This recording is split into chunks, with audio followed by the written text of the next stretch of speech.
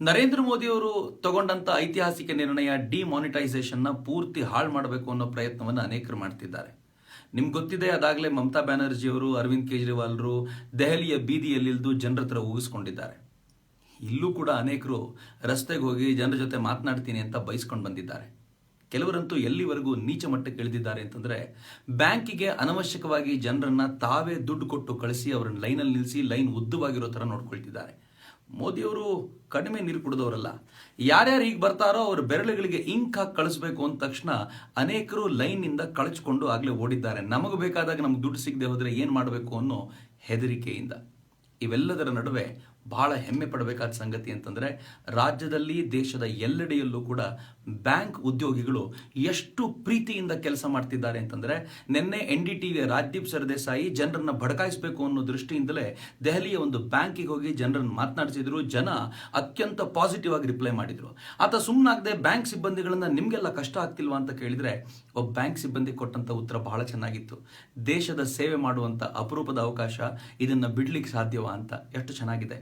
ಅನೇಕ ಬ್ಯಾಂಕ್ ಉದ್ಯೋಗಿಗಳು 12ರಿಂದ 14 ಗಂಟೆ ಕೆಲಸ ಮಾಡ್ತಿದ್ದಾರೆ.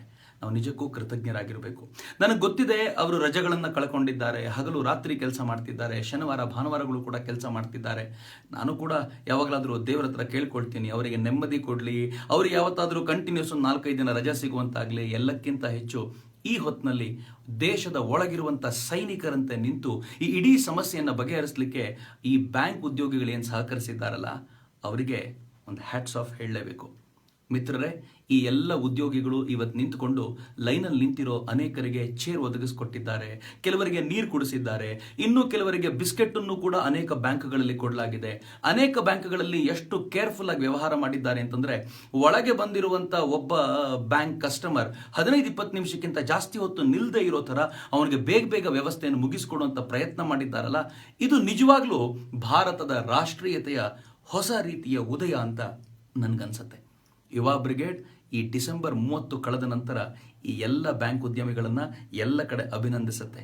ನೀವು ಮಾಡಿರುವಂಥ ಈ ಪ್ರಯತ್ನಕ್ಕೆ, ನೀವು ಈ ಹೋರಾಟದಲ್ಲಿ ಭಾಗವಹಿಸಿರುವಂಥ ರೀತಿಗೆ ಇಡೀ ದೇಶ ನಿಮಗೆ ಅತ್ಯಂತ ಪ್ರೀತಿಯಿಂದ ಧನ್ಯವಾದಗಳನ್ನು ಸಮರ್ಪಿಸುತ್ತೆ.